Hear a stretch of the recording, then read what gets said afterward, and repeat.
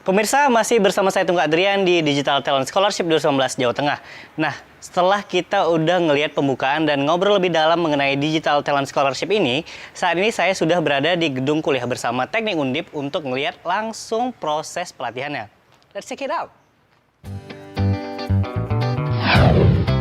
Menurut laporan World Economic Forum 2018, menempatkan Indonesia pada peringkat 80 dari 137 negara dalam aspek kesiapan teknologi. Sementara dari aspek efisiensi pasar kerja, posisi Indonesia berada di peringkat 96 dari 137 negara. Kondisi itu membutuhkan kolaborasi semua pihak untuk mendorong dan mengembangkan sumber daya untuk memasuki revolusi industri 4.0. Maka dari itu, pemerintah menargetkan dari program Digital Talent Scholarship 2019 dapat menjadi solusi untuk menyiapkan sumber daya manusia Indonesia agar lebih siap dalam memasuki revolusi industri 4.0. Nah, bagaimana sih tanggapan, harapan, dan serta perjalanan para peserta beasiswa Digital Talent Scholarship 2019 Kota Semarang ya?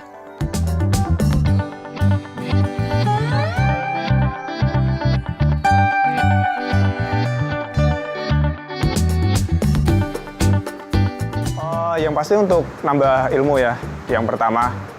Soalnya memang masih kurang juga saya di cloud computing, jadi saya ikutnya ke cloud computing juga. Karena dari program ini kita bisa mengembangkan skill buat di era milenial ini. Menambah ilmu yang jelas untuk ke dunia kerja. Karena nanti di masa depan saya kira ini akan dibutuhkan sekali di pemerintahan maupun di swasta. Nah, saya juga berkesempatan untuk ngobrol langsung dengan Pak Agung Budi Prasetyo selaku pengajar tema Cyber Security. Cyber Security itu adalah model pengamanan dari jaringan komputer di dunia cyber. Ya, Anda sudah dengar banyak sekali server-server itu jebol, artinya itu bisa kena denial of service atau kena hacking juga. Cyber security itu spesifik, ya, beda dengan big data. Big data itu banyak orang yang pakai, ya, ilmu ekonomi pakai, ilmu sosial pakai, gitu. Jadi banyak orang yang mempelajari. Ibaratnya contoh saja ini adalah ada S2 MM, ada S2 komputer misalnya. S2 MM itu ya dari manapun bisa masuk gitu. Tetapi kalau dari komputer biasanya spesifik. Ya.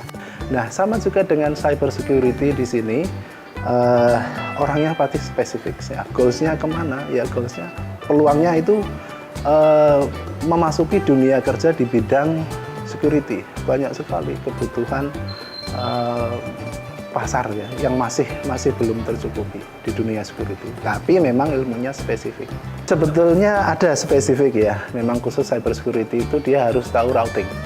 Itu adalah pokok atau ilmu dari ilmu fundamental untuk mempelajari security-nya. Karena apa? Yang namanya protokol-protokol routing itu sebetulnya juga bisa kita manipulasi gitu. Orang bisa manipulasi itu tanpa si mesin itu tahu.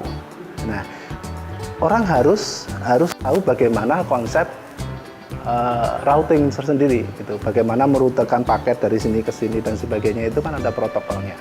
Nah, itu ilmu dasar yang harus diketahui. Tetapi tentunya di sini juga kita memberikan basicnya lagi, ya. Kita review lagi tentang itu. Jadi insya Allah mereka bisa catch up lah ya untuk kursus 2 ini ya, Cyber Ops dan Cyber Security.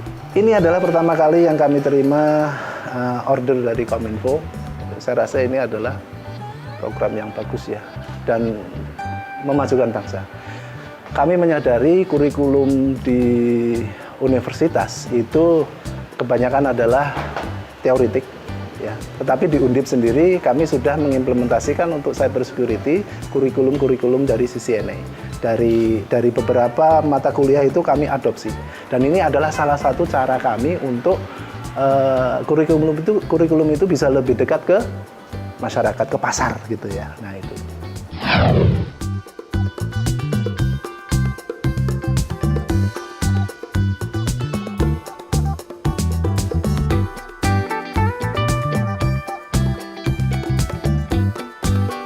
Harapannya semoga tahun depan tetap ada terus Dan kalau bisa pengumuman sama pelatihannya dijangka lebih panjang, soalnya untuk yang anak rantau kayak saya sangat amat ngepas gitu loh. Pengumuman tanggal segini, pelatihan kayak seminggu kemudiannya, itu kan untuk nyari kosan, untuk nyari segalanya susah gitu mestinya. Melihat dari banyaknya data yang pengangguran gitu, mungkin bisa diperbanyak kuotanya gitu. Harapannya semoga lebih banyak programnya, jadi nggak hanya 3 aja, tapi lebih banyak, mungkin ada machine learning dan lain-lain. Gitu. Harapan untuk DTS kedepannya agar pesertanya lebih banyak lagi, lebih sering tahun-tahun ke depan, sama materi-materinya diperbarui.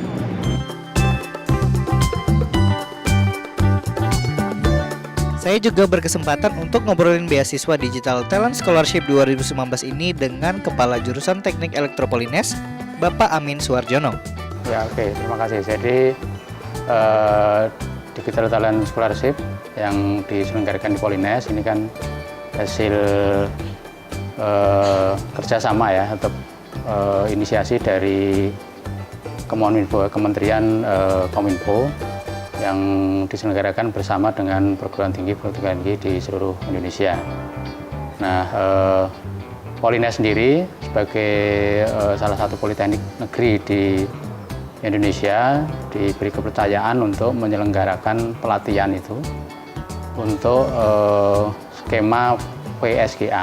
Intinya VSGA itu program scholarship untuk lulusan SMK. Program ini saya lihat sangat bagus ya. Artinya Kominfo berinisiatif untuk memberikan beasiswa, scholarship kan beasiswa kepada lulusan SMK supaya lebih siap lagi dalam menjawab tantangan persaingan di tenaga bidang IT ini. Terutama informasi yang dari pemerintah itu kebutuhan kita sangat banyak. Jadi hampir sekian juta tenaga IT yang di berbagai level. Nah, ini salah satunya adalah dengan program ini saya yakin ya paling tidak membantu memenuhi kebutuhan tersebut gitu. Suatu harapan yang besar memang untuk muda-mudi Indonesia yang lulus Digital Talent Scholarship ini dapat berkarya di negeri sendiri. Bukan hanya untuk seorangan, namun juga untuk orang banyak agar dapat menuju Indonesia yang unggul, maju, adil, dan makmur. Nah, pemirsa, demikian Digital Talent Scholarship 2019 di Universitas Diponegoro Semarang. Sampai ketemu di acara selanjutnya. I'm signing out.